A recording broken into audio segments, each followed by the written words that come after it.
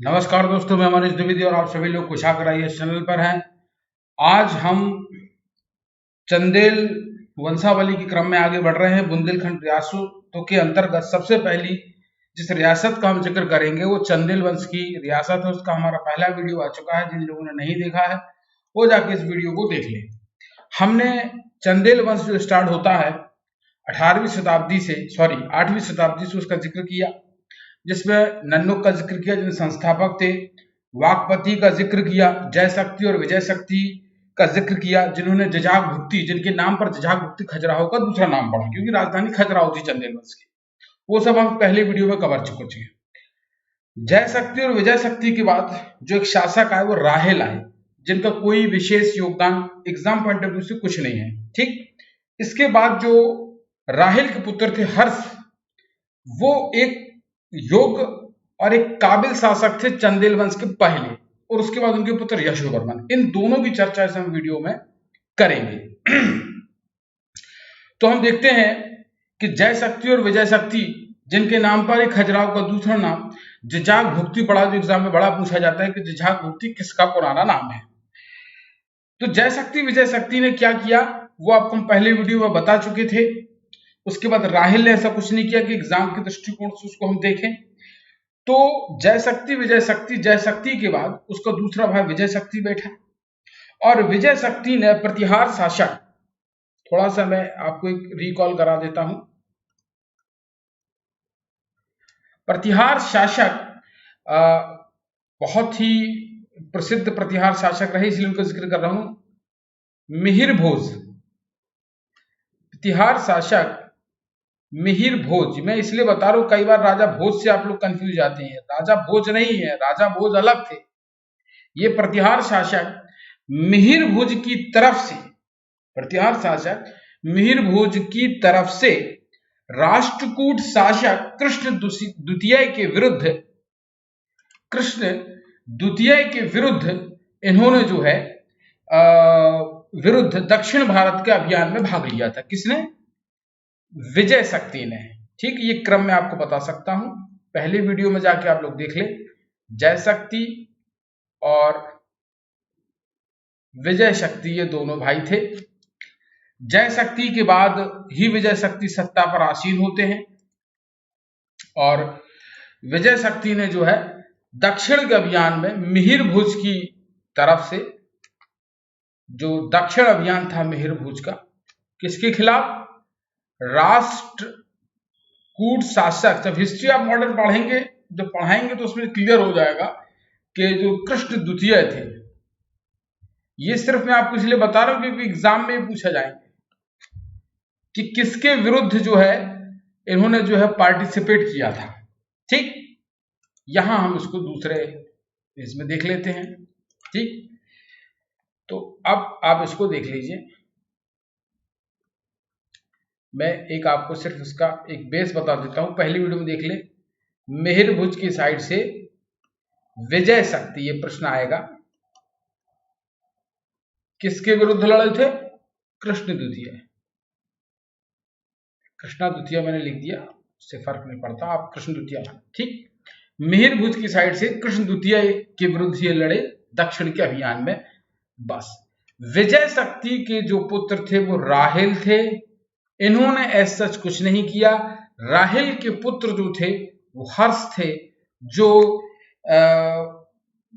आप समझ लीजिए कि चंदेल वंश के पहले महत्वपूर्ण शासक थे, जिनका जिक्र हमने कहा कि हम करेंगे। तो सबसे पहले हम हर्ष का जिक्र करेंगे।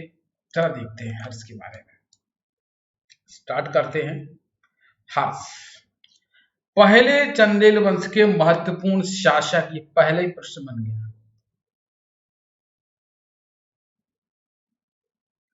महत्वपूर्ण शासक प्रथम, अभी तक कोई इतना जो कहते हैं ना कि डोमिनेंस उस क्षेत्र में नहीं किया, उस क्षेत्र में वो नहीं किया, तो प्रथम महत्वपूर्ण शासक हर्ष बने। क्योंकि हर्ष ने कुछ पॉलिसीज अपनाई, जो उनके आसपास के क्षेत्र थे उनसे कैसे संबंध बनाए, चाहमानाओं से कैसे संबंध बनाए, कल्चुरियों से कैसे संबंध बनाए, उस सब का जिक्र जो है इसमें हम करेंगे। तो पहले महत्वपूर्ण शासक जो है हर्ष बन जाते हैं। ध्यान से सुनते चलिएगा। ठीक,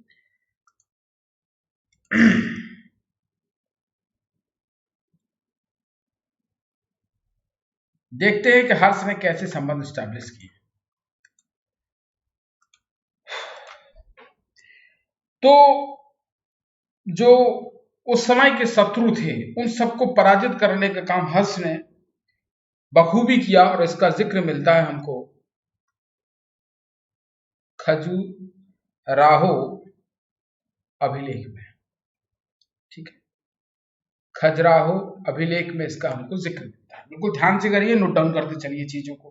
ठीक, इसके बाद इनको कहा जाता था कि ये शत्रुओं के लिए एक धूमकेतु की तरह है, अनिष्टकारी की तरह है। यदि शत्रु इनसे भिड़ा, धूमकेतु की तरह उसके पीछे पड़ के उसको समाप्त कर देते हैं, उसको जड़ से समाप्त कर देते हैं। इस तरीके की तमाम बातें जो है खजुराहो अभिलेख में मिलती है। एक अभिलेख है ननौरा, ननौरा ताम्र पत्र लेख,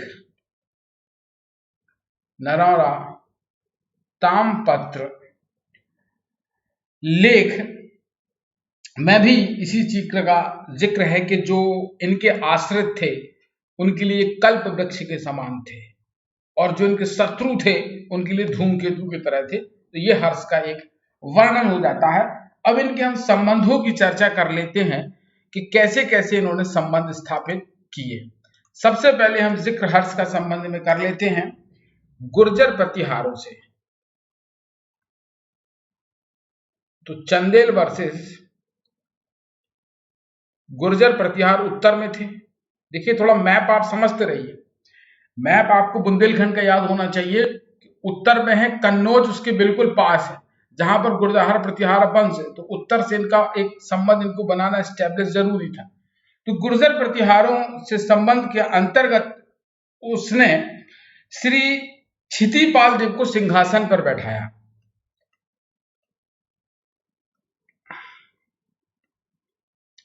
श्री क्षितिपाल देव को सिंहासन पर बैठाया।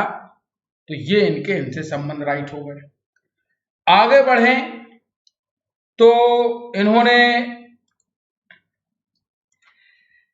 जो कलचुरी वंश है, क्योंकि जबलपुर साइड आपको पता था कलचुरी वंश है, मैप याद रखिए एमपी का, सब समझ में जाएगा। चंदेल और कलचुरियों के बीच में क्या कैसे रिलेशन जो है इन्होंने स्टैब्लिश किए, जरा देख लेते हैं। इस साइड पूरब तरफ जो है कलचुरी हो गए। तो कलचुरी से इन्होंने क्या किया, वैवाहिक संबंध कर लिए। वैवाहिक संबंध कर लिए तो कलचुरियों से भी युद्ध का खतरा खत्म हो गया। ठीक, दो साइड इन्होंने कंप्लीट कर ली। समझ लेते हैं हम लोग। देखिए, जरा मैं आपको एक एमपी का एक ऐसा मैप बना देता हूं जिससे आपको थोड़ा सा एकदम आइडिया लग जाए। ये ग्वालियर डिवीजन है, और ये जो एक सेक्शन है ये मैंने शॉर्ट में एमपी बना दिया है। ठीक है, ये वाला सेक्शन में दिखाना चाह रहा था आपको कि ये जो है आपका बुंदेलखंड था, उत्तर प्रदेश यूपी के मिला के। ठीक, अब यदि इंडिया का मैप बनाएंगे तो यहाँ कानपुर के पास ही कन्नौज था, और ये आपका देखिए खजुराहो है, ये आपका खजुराहो है। तो देखिए उत्तर को में गुर्जर प्रतिहारा बैठे थे, ये देखिए आप जबलपुर है, तो इधर कलचुरी थे, इनसे संबंध वैवाहिक संबंध स्टैब्लिश कर लिए। यहां श्री क्षितिपाल को सिंहासन पर बैठा दिया, तो यहां से संबंध ठीक हो गए। अब चंदेल और चहामान संबंधों की बात करेंगे तो इन्होंने जो चहामान राजकुमारी थी, अब चहामान वंश कौन सा है, ये भी इधर ही उत्तर में है। ठीक है, राजस्थान साइड था, आपको पता होगा। ये जो पृथ्वीराज वगैरह थे चहामान वंश से रिलेटेड हुआ करते थे पूरा। तो ये इधर राजस्थान तरफ इनका कब्जा था। तो यहाँ इन्होंने वहां की राजकुमारी कंचुका देवी से जो है विवाह कर लिया। तो इस तरीके से जो है चंदेलों की राजनीतिक स्थिति सुदृढ़ हो गई है। जरा इस पे हम एक बार प्रकाश डाल देते हैं। अब चंदेल और चहामानों की बात कर लेते हैं। जब आप हिस्ट्री पढ़ेंगे तो इन संबंधों को भी एमपी की दृष्टि से देखना है। चहामान संबंध से क्या किया, वहां की जो राजकुमारी थी, राजकुमारी कुंचिका देवी से जो है हर्ष ने विवाह कर लिया। ठीक है, और इन्हीं से एक पुत्र उत्पन्न हुआ यशोवर्मन, जिसको हम पढ़ेंगे अभी। इन्हीं से उत्पन्न हुआ यशोवर्मन पुत्र। तो राजनीतिक स्थिति इनकी सुदृढ़ हो गई। हर्ष जो था वो विष्णु का उपासक था, ये बात हमेशा याद रखें, विष्णु का वो जो है उपासक था। तो ये हर्ष की उपलब्धियों के बारे में हमने जाना। हर्ष की एक और उपलब्धि थी, क्या थी उसको हम जान लेते हैं। विष्णु का उपासक कुंचुका देवी से शादी की, यशोवर्मन से पुत्र हुआ। उसने कन्नौज की राजनीति में प्रत्यक्ष हस्तक्षेप किया और तथा पाल शासक महिपाल को पराजित किया। यह बड़ा काम हर्ष ने किया। कन्नौज की राजनीति में प्रत्यक्ष हस्तक्षेप किया, ये बहुत बड़ी बात थी। प्रत्यक्ष हस्तक्षेप किया और पाल शासक किसको हराया?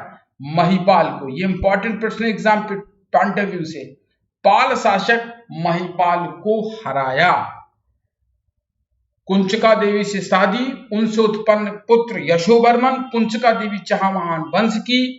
उधर क्षितिपाल को बैठा दिया, इधर जो है कलचुरी से वैवाहिक संबंध कर लिए, इधर कन्नौज ने प्रत्यक्ष हस्तक्षेप करके पाल वंश शासक महिपाल को पराजित कर दिया। तो ये हर्ष के बारे में हमने जाना और यही हर्ष की उपलब्धि थी। अब हर्ष का टेन्योर हमने नहीं जाना, तो हर्ष का टेन्योर हम जरा जान लेते हैं, देखते हैं। हर्ष का टेन्योर हम पकड़ लेते हैं।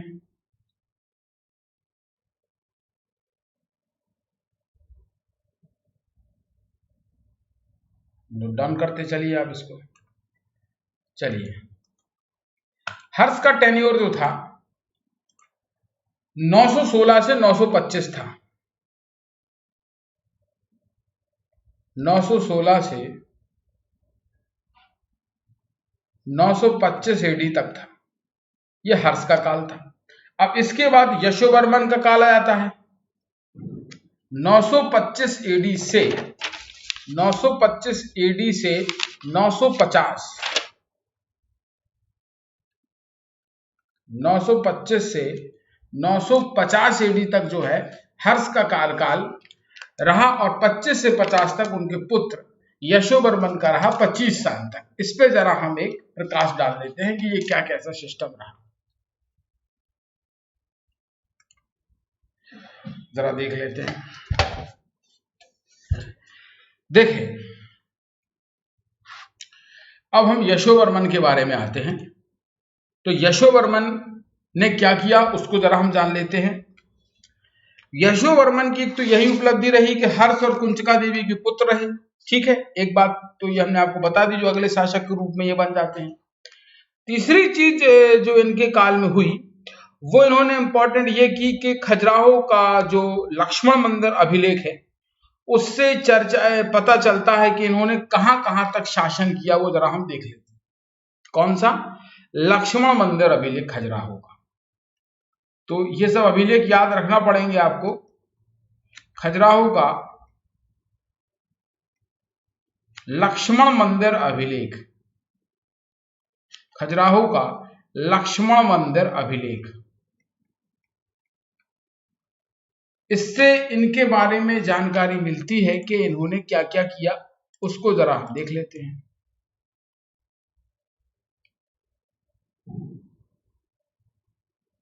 इनके गौड़ शासक, खस जनजाति और तमाम कश्मीर से लेके मालवा तक जो है इन्होंने सबसे संबंध स्थापित किए, यही इनके बारे में जानकारी मिलती है। जिसमें गोंड शासक, जिसमें खस आते हैं जो हिमाचल प्रदेश में जनजाति रहती है, कौशल हो गया, आप देख लीजिए, इसके बाद कश्मीर, इसके बाद मालवा, चेदी, गुर्जर, कुरु, ये दिल्ली का आदि राज्यों पर इन्होंने आधिपत्य कर लिया। ऐसा खजुराहो में लक्ष्मण मंदिर अभिलेख से हमको जानकारी प्राप्त होती है। और इस अभिलेख में उसे तलवार की संख्या दी गई है। किसकी संख्या दी गई है? तलवार की संख्या दी है, क्योंकि ये इतने युद्ध से ही क्लियर हो रहा है कि तलवार वो लेके ही घूम रहा है, तलवार मैदान में डाल ही नहीं रहा है। जब नहीं डालेगा तो निश्चित तौर पर लड़ेगा, और जो लड़ेगा वो महान शासक कहलाएगा। यही पैटर्न था उस समय में जो इन्होंने फॉलो किया। अब इनका शासन कहां से कहां तक हो गया, ये बात आपको क्लियर हो गई। कश्मीर टू मालवा तक शासक हो गया, तो कैसे ये एक महान शासक नहीं कहलाएंगे। देखिए पूरा उत्तर भारत पे कब्जा हो गया है इनका। और उसके बाद इन्होंने कश्मीर से ये कहां ले गए, बंगाल तक भी अपना शासन ले गए। देखिए बंगाल तक अपना शासन को उसने फैलाया है। और उस समय जो तत्कालीन राष्ट्रकूट शासक थे, जो आपको पता है कि मैंने शायद यहाँ टागोल कर दिया है, राष्ट्रकूट शासक जो उस समय तत्कालीन राष्ट्रकूट जो शासक थे वो गोविंद चतुर्थ थे। गोविंद चतुर्थ थे जो तत्कालीन राष्ट्रकूट शासक थे। वो इतने कमजोर हो सके, इतने कमजोर थे, वीक थे, वो किसी से युद्ध लड़ने की ताकत नहीं रखते थे। और इनसे तो बिल्कुल नहीं, जो आदमी इतना आक्रामक घूम रहा है। और इसका ही फायदा उठाकर जो राष्ट्रकूटों के अंडर में कालिंजर का दुर्ग आ गया था। बहुत इंपॉर्टेंट है कालिंजर का दुर्ग, आप याद रखिए।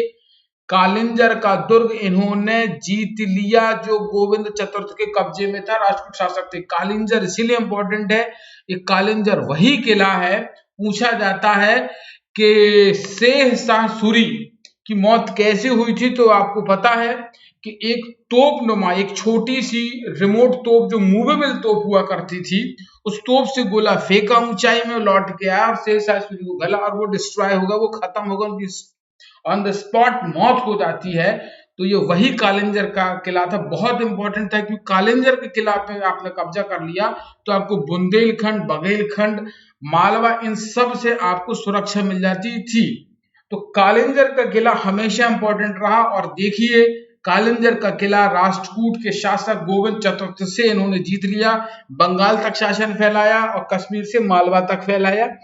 ये इनकी उपलब्धियां थी जो हमने जानी। दूसरी उपलब्धि इनकी क्या थी, एग्जाम पॉइंट ऑफ व्यू से जो इंपॉर्टेंट है, वो जरा हम देख लेते हैं, वो भी हम समझ लेते हैं। दूसरी उपलब्धि, यशोवर्मन ने खजुराहो में एक प्रसिद्ध विष्णु मंदिर है। क्योंकि पता है आपको इनके पिता विष्णु को उपासक थे, तो खजुराहो में जो एक प्रसिद्ध विष्णु मंदिर है वो यशोवर्मन ने ही बनाया है। कई बार बच्चे गलती करते हैं कि उपासक हर्ष रहे तो हर्ष ने बनाया होगा, नहीं, ये विष्णु जो मंदिर है खजुराहो में वो यशोवर्मन ने बनाया है। इस बात को दिमाग में रखा जाए, याद रखा जाए। तथा वहां जो प्रतिहार शासक देवपाल थे, अब आप बात देखिए, जो प्रतिहार शासक थे, अभी मूर्ति जो विष्णु जी की आई वो कहां से आई, प्रतिहार शासक देवपाल, प्रतिहार शासक देवपाल से प्राप्त किसकी मूर्ति, वैकुंठ की, प्रतिहार शासक देवपाल से प्राप्त वैकुंठ की जो मूर्ति है उसको इन्होंने जो है वहां पर स्थापना करवाई उस विष्णु मंदिर में। और कनिंघम जिन्होंने ये खोज की है खजुराहो के मंदिर की, कनिंघम ने इस मंदिर की पहचान खजुराहो स्थित चतुर्भुज मंदिर से की है। तो प्रश्न आए तो चतुर्भुज मंदिर भी यही ही है, चतुर्भुज मंदिर भी यही ही है। कई बार कंफ्यूजन हो जाता है कि चतुर्भुज मंदिर अलग, क्योंकि विष्णु जी की 4 भुजाओं वाली यहां पर तस्वीर बनी है। बैकुंठ की जो मूर्ति इनको प्रतिहार शासक देवपाल से प्राप्त हुई थी उसको इन्होंने स्थापना करवाई, इसकी इन्होंने पूजा पाठ करवाई। देखिए जो मंदिरों में मूर्ति होती है ना, स्थापना होती है बाकायदा वैदिक रीति रिवाज से, कर्म कांडों से। तो कनिंघम साहब ने उसको ही जो है चतुर्भुज मंदिर कहा है, कनिंघम ने चतुर्भुज मंदिर कहा है। तो प्रश्न आए कि चतुर्भुज मंदिर किसने बनवाया, तो यशोवर्मन है, और विष्णु मंदिर किसने बनवाया, तो यशोवर्मन है। यही जो है इनकी उपलब्धि रही। और इसके अलावा इन्होंने मालवा के शासक सियक द्वितीय को भी जो है पराजित कर अपना जो है अधीन कर लिया, बट वो उतना इंपॉर्टेंट माना नहीं जाता है एग्जाम पॉइंट ऑफ व्यू से। एग्जाम पॉइंट ऑफ व्यू से यही है कि इन्होंने एक मंदिर का निर्माण करवाया है, विष्णु मंदिर का, जिसको चतुर्भुज मंदिर कहा जाता है। कश्मीर से मालवा तक इन्होंने शासन किया है। इसके अलावा इन्होंने जो मालवा के एक शासक थे सियाक द्वितीय, उनको अपने अधीन कर लिया। बस यही था। शीयक द्वितीय में बता देता हूं, कुछ ज्यादा बड़ा रोल नहीं था। शीयक द्वितीय को पराजित कर अपने अधीन कर लिया। बस आप ये इनकी उपलब्धियां थी। कश्मीर टू मालवा तक शासन था। इसके बाद इनके अलग अलग जनजातियों से जो लड़ाई हुए उनसे इनके संबंध अच्छे रहे। इसके अलावा जो चैदी नरेश युवराज देव प्रथम को पराजित किया तथा कुरु, कौशल, गुर्जहार, प्रतिहार सबके अलग अलग सैन्य अभियान किए। तो बस यही इंपॉर्टेंट इनके बारे में चीजें हैं कि कश्मीर टू मालवा तक शासन, बंगाल तक फैलाव, विष्णु मंदिर का निर्माण जिसको कनिंघम ने चतुर्भुज मंदिर कहा। तो काफी प्रतापी शासक थे, कुंचका देवी और हर्ष के पुत्र थे। तो जो इनके पिताजी ने एक नींव रखी चंदेल वंश को प्रमोट करने के लिए, वैवाहिक संबंध के आधार पर प्रत्यक्ष सत्ता में हस्ताक्षेप किया कन्नौज में। गुर्जर प्रतिहाराओं को भी अब शासन में श्री क्षितिपाल को बैठा के वहां भी मजबूत स्थिति की। उसको हर्ष ने जो इस्टेब्लिश किया उसको यशोवर्मन ने बहुत आगे तक बढ़ाया। ये एक चंदेल वंश के लिए आप समझ सकते हैं कि एक बड़ा काल था जिसको जो है इनको प्रोग्रेसिव हुई। आगे के वीडियो में जो अगले शासक हैं धंग और गंडदेव को हम पढ़ेंगे। तब तक के लिए नमस्कार। अगले वीडियो में हम अगले शासक के साथ मिलेंगे।